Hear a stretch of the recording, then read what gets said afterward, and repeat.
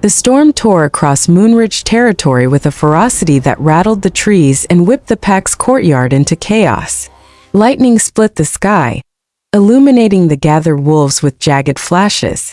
In the center, Elira stood soaked through, hair plastered to her face, eyes hard and unflinching despite the cold, the rain, and the murmurs of hundreds who had once called her friend.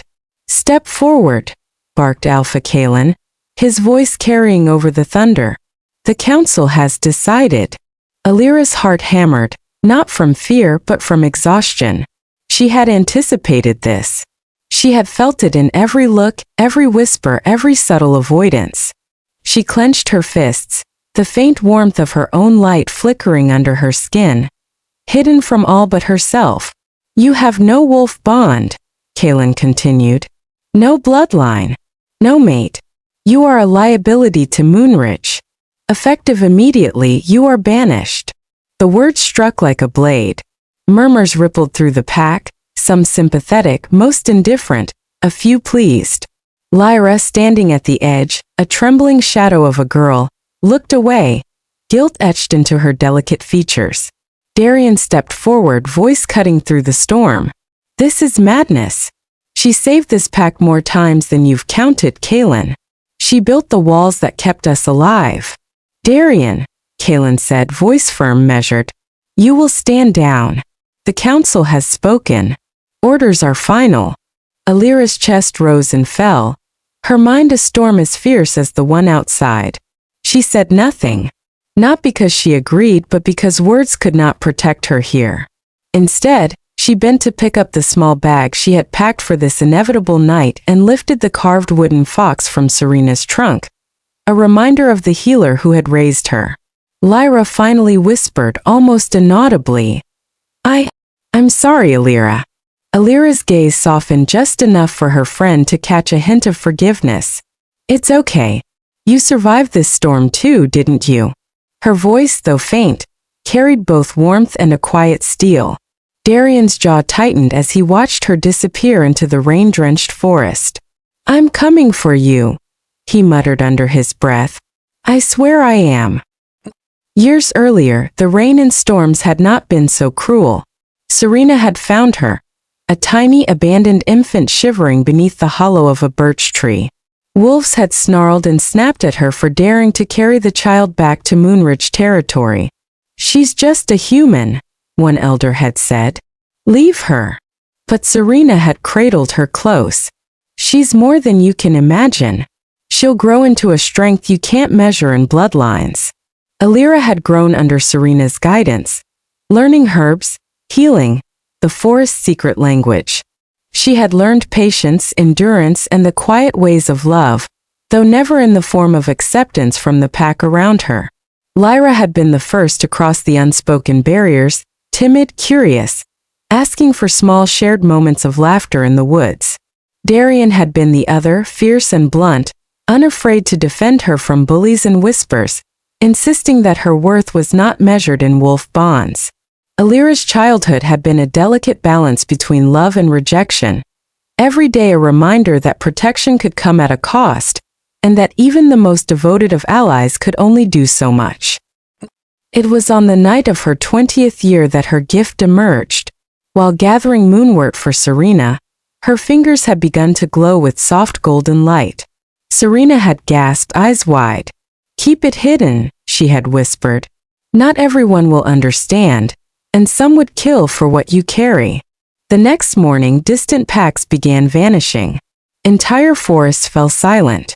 Animals fled. Crops failed. Wolves from Moonridge whispered rumors that darkness was spreading, but the elders dismissed it. Elira did not. She felt it, felt the creeping shadow inching closer, toward Moonridge, toward the lives she had quietly sworn to protect. When the attacks reached their borders, Elira acted. She built the first barrier in secret, her fingers sparking with soft, desperate light. She pressed her palms against the earth, whispering incantations she had learned from Serena, pulling energy from herself, letting it flow outward to form a shield the pack would never see. By the time the first storm of destruction reached the territory, the wolves slept inside the safety of her walls. They never knew who had kept them alive. Each barrier she built afterward cost her more. Days bled into nights. Weakness settled into her bones. Her skin paled, her breaths became shallow, but she continued. Every barrier a fight against exhaustion. Every wall an unspoken message that she cared, even when the pack did not. When Serena died quietly in her sleep, Elira's heart broke, but she pressed onward. The pack's calls for her healing were mixed with whispers of derision. They saw weakness, not sacrifice. The night of her exile, she placed the sixth barrier, the deepest yet, around Moonridge. Golden light clawed from her hands into the soil, roots humming, trees glowing faintly as if acknowledging the power she summoned. By the time the last pulse of light anchored into the land, she collapsed into the mud, rain soaking her completely, exhaustion clawing at every fiber of her being. Darian had been unable to sleep for 2 nights straight, haunted by the injustice. The morning after her banishment, he mounted his horse and rode into the forest, following the faint signs of her passage. Rain had erased most tracks, but he had never doubted where to find her. Hours later he stumbled across her. Pale, barely breathing, her coat clinging to her skin. Her chest rose weakly, a faint pulse keeping her tethered to life. "Elira!" His voice broke. He knelt, lifting her carefully. "You're not leaving me behind. Not ever." At Riverfall Haven, the healer Tessa stared at Elira with a mixture of awe and concern. She's alive, but barely. The power she's been using, it's unnatural. It's draining her entirely. Darian refused to leave her side. He watched as Tessa carefully tended her, as Elira drifted in and out of consciousness. Every murmur, every half-spoken word was soaked in memory. "She's holding herself together for them," Darian whispered to Tessa. "Even when the pack never did." The healer nodded solemnly. "She's carrying more than just exhaustion. That light she wields, it's tied to her very soul." Elira opened her eyes briefly, blinking up at Darian. I almost didn't make it." Her voice was a rasp. They didn't see what I did." "You don't need them," he said firmly. "You have me. And now this village will see too. I won't let you carry this alone." 3 days passed. By the dawn of the 4th, Elira's strength had returned just enough for her to stand. Outside, the dark force that had stalked her entire life now approached Riverfall Haven. Families huddled in fear, whispers spreading like wildfire. Elira stepped forward, fingers trembling, light flickering faintly. I can stop it," she said.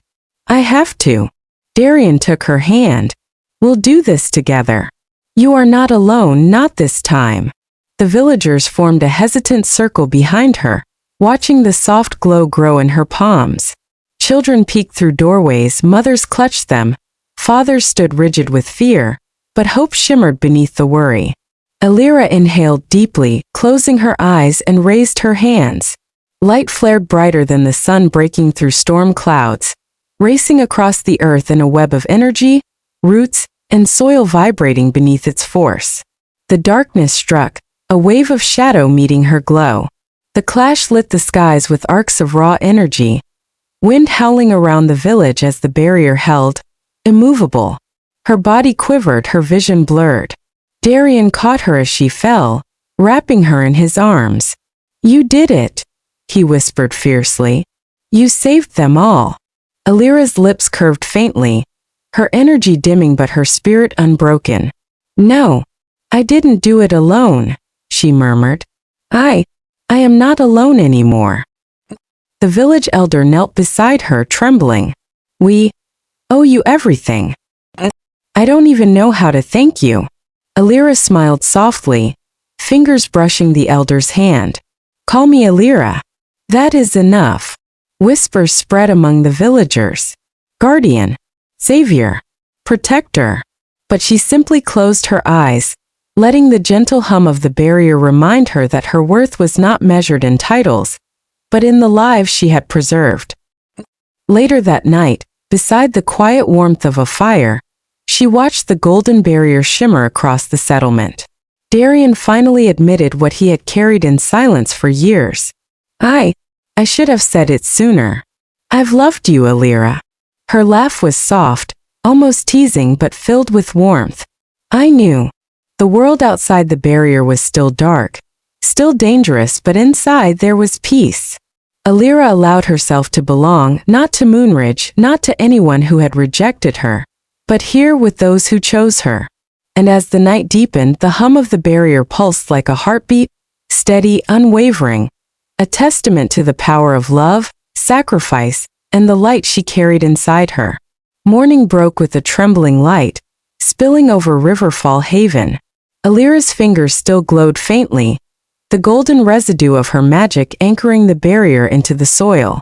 Villagers emerged cautiously, eyes wide, mouths open, barely believing what had just happened. She did it, one woman whispered, clutching her child. The darkness. It can't come in. Elira leaned against Darien, shivering from exhaustion, sweat mingling with the rain from her previous battles. It's not over yet, she murmured. The dark force, it's patient. It tests, it waits. Darien shook his head firmly. Not here. Not while I'm standing. He glanced at the villagers, their fear now mingled with awe. She's done more than any of us could. And we will protect her now, the way she protected Moonridge. Elira closed her eyes for a moment, the warmth of the people around her seeping into her bones. She hadn't realized how deeply loneliness had rooted itself inside her, how much she had carried silently for years. The pack hadn't seen it, no one had. And yet, these strangers, this small village, recognized it instantly. The elder, a thin man with kind eyes, stepped forward, bowing slightly. Elira, we owe our lives to you. Your power, your sacrifice. How can we ever repay you? Elira gave a faint smile, her voice low but steady. You don't need to repay me. Just live, protect each other, and remember what it means to care. Her gaze swept the villagers, landing briefly on the children staring wide-eyed at her. That is enough. Even the elder nodded, understanding. Then we will honor you not with titles but with our actions. Riverfall will be safe because of you, and we will make sure your light is remembered. Darien tightened his hold on her hand. And I'll make sure no one ever doubts your worth again. His voice was fierce, protective, trembling with emotion he had kept buried for far too long. Elira let herself rest against him, finally allowing her exhaustion to surface. Tears mingled with the dirt and rain on her face, but they were not tears of sorrow, they were release. For years, she had carried the weight of unseen battles, hidden victories, and silent suffering. Tonight she could finally let it go. Over the next few days, Riverfall Haven adjusted to the presence of the light barrier. Families emerged cautiously from their homes, inspecting the glowing edges of the magical wall. Elira trained herself to conserve energy, balancing the constant pull of her gift with the need to heal her body. Darien stayed by her side at all times, his presence a constant anchor. You've been carrying this alone too long, he said one morning as they walked through the forest surrounding the village. Let us share the burden, Elira. You don't have to do it all. Elira shook her head gently, but her lips curved. I always believed that if I failed, the world would crumble. But now, I see that I don't have to bear everything. Not alone. Not anymore. Her voice trembled, and Darien could see how much the words cost her. They walked in silence for a while, the forest alive but calm, the barrier's hum barely perceptible under their feet. Children peeked through the trees, bold enough now to approach her with curiosity instead of fear. That evening, as the sun sank low and painted the horizon in streaks of gold, the first whispers reached Elira about the old pack. Moonridge, the ones who had turned their backs on her. She stiffened, gripping the carved wooden fox Serena had given her years ago. They will try to come here, Darien said quietly, reading her expression. They'll see the barrier and they'll know what they lost. Elira nodded slowly. I don't need them to see me as they should have. I am not Moonridge. I am Elira. And Riverfall. Riverfall is my home now. The thought settled in her chest like a warm ember. For the first time, belonging wasn't a dream. It was tangible, anchored in the lives around her, in the gratitude, in the protection she now shared with others. Then came the first test. A distant tremor shook the forest at dusk, and the shadows beyond the barrier deepened unnaturally. Children screamed, villagers panicked. Elira stepped forward, hands glowing faintly, drawing the golden light upward into a shimmering dome that reinforced the barrier. The dark force surged against it, a wave of malevolence that sought to find weakness. "You can't do this alone," Darian shouted over the roar. "Let me help you." Elira hesitated for only a heartbeat. Then she nodded. Together they pushed back the darkness, Darian lending strength and presence, Elira the power that had kept Moonridge alive. The shadows recoiled, then retreated, unable to pierce the barrier. When the moment passed, villagers erupted in relief, rushing toward them, eyes wide with admiration. One child, no older than 8, ran up to Elira, clutching a small handmade charm. "Thank you," the boy said simply. "You saved us." Elira knelt, brushing dirt from his hair. "You're safe now. Always remember that kindness is stronger than fear." The following day, news of the barrier spread through Riverfall. Even wandering wolves from distant territories paused at the edges of the village, sensing the magic and power within. Elira spent hours reinforcing the walls, but she did so differently now. Not from desperation or fear, but from love, protection, and purpose. Lyra arrived unexpectedly, tears running down her face. "Elira, I'm so sorry," she whispered, falling to her knees. "I should have fought harder. I should have done more when they exiled you." Elira reached out, placing a gentle hand on her old friend's shoulder. "You were afraid. I understand. It's over now, Lyra.